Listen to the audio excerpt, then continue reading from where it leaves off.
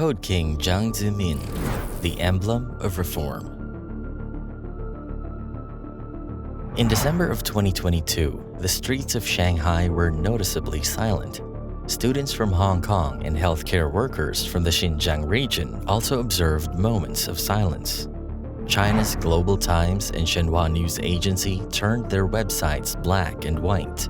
The whole country mourned the death of one of China's most notable personalities, Jiang Zemin, a comrade to the CCP, a former president of China, and the person who led the country to an unprecedented economic rise. They marked his leadership as the reformist age of China and was well regarded by most Chinese, even branding his rule as China's golden age. Yet, unlike the notable figures before him who had a grand vision of China and did quite heroic acts like leading a long march, Jiang was a simple automobile factory manager before entering politics and only had a minor role in the Communist Revolution. How did this simple man, who recited poetry, played musical instruments, and even sang along with his fellow world leaders, shape China in his time? And how did his legacy threaten the rule of China's current president, Xi Jinping? Jiang Zemin was born in the Chinese city of Yangzhou, Jiangsu on August 17, 1926. Jiang's political consciousness opened early, having witnessed the Japanese incursion on China and the conflict between the Communist Party and the Kuomintang of the revolutionary government. His family of intellectuals has always been on the revolutionary side, from criticizing the policies of the Qing dynasty up to the communist struggle against the nationalist government, with his two uncles taking part in the communist struggle. Jiang wrote his earliest political essay in his entrance examination to the previous Yangzhou Middle School in 1937, reflecting where his biases lay. The essay praised the rebellion of Chiang Shuliang, the head of the nationalist army who served under Chiang Kai-shek, who captured the latter, which resulted in the momentary pause of the anti-communist extermination to switch the priorities towards fighting off the Japanese. Jiang's education was repeatedly halted because of the disruptions of the Japanese occupation. Although the anti-Japanese sentiments did not deeply seep into Jiang the same way as his seniors, they certainly gave him the desire for reform. This reform leaned towards learning more about the West and the world outside China. His education centered on mastering Western culture and language, as well as modern Chinese literature. Indeed, when Jiang graduated from Yangzhou Middle School in 1943, he was considered a cosmopolitan young man, educated in Western culture and wary of China's place in the world. By that time, Japan's defeat seemed imminent. Despite his family's influence on revolutionary ideals, Jiang initially did not seem to care about actively taking part in it. He excelled in the field of science, and he decided it was a safe and assured path. He figured that the way to save his country from deterioration was to do something practical, and that was to learn scientific skills. He enrolled at Nanjing Central University in the summer of 1943 and took up industrial technology and electrical machinery. When the World War ended and the Japanese were defeated, the temporary alliance between the communists and the nationalists crumbled. Although Jiang initially did not have the utmost interest, he eventually joined the CCP in 1946 and became a student activist. There are several theories why he did so, the prospects for a better job and peer pressure among them.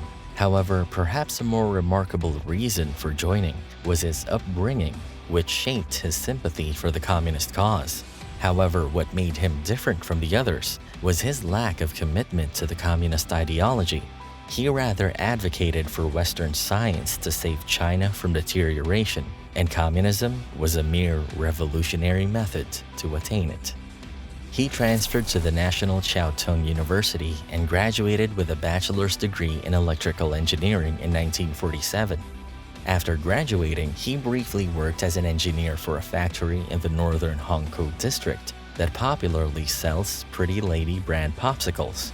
When the communists won and took over Shanghai, they annexed the factory and renamed it Yimin Foodstuffs Factory. Being the only factory worker who was part of the CCP, they assigned Jiang as the first deputy factory director and became a party branch chief. Jiang's career centered primarily on the Communist Party and the industry sector where he specialized the most. In the 1950s, Jiang flew to Moscow to gain training at the Stalin Automobile Works.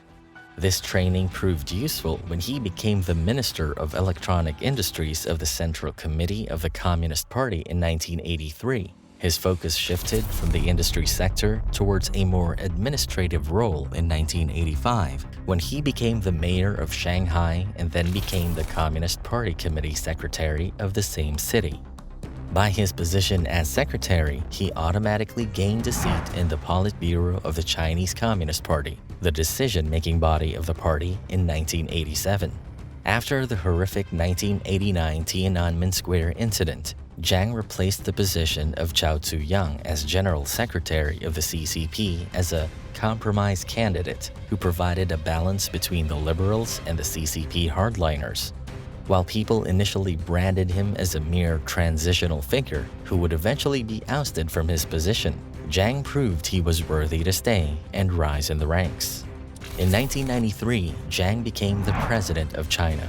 Upon the death of Deng Xiaoping in 1997, Jiang became the supreme leader of the country. While Deng started the quest for economic liberalization, Jiang magnified it by privatizing around 300,000 industries in 1997.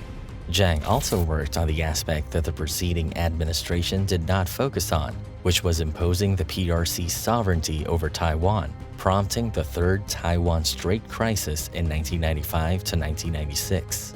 This, along with the Tiananmen Square incident, weakened China's ties with the US, and Jiang sought to mend it. In 1997, he went on an official visit to the US, the first in 12 years, prompting diplomatic ties between both countries. Jiang also attempted to be an active member of the international arena by joining the World Trade Organization in 2001 and opening CCP membership to the capitalists. Jiang's economic policies brought unprecedented growth in the Chinese economy, but they also brought income inequality, regional disparity, and social unrest. Despite these, Jiang was distinct from his authoritarian predecessors and even China's current president Xi Jinping, who has been widely criticized because of his zero-COVID policies. The death of Jiang in November 2022 was considered dangerous for Xi, for it brought the dissenters to compare Xi's repressive rule under the pandemic to Jiang's more liberal rule in his time, reminiscing China's golden age under Jiang. While Jiang peacefully transitioned his power to a definite successor at age 78, Xi seems to want to rule for life. These sentiments made noise online, with young Chinese people branding themselves as toad worshippers, a comedic reference to Jiang's toad-like features. One may see this as a mockery on the surface, but this toad brand of Jiang in Chinese social media was an image his supporters put forward in opposition to Xi. Overall, Jiang's legacy was the liberal economic reforms that led to massive growth, all the while maintaining the monopoly of power by the Chinese Communist Party. Mirroring Deng's administration, it was not so much about the true essence of the communist ideology anymore, but utilizing the communist brand to evoke authority.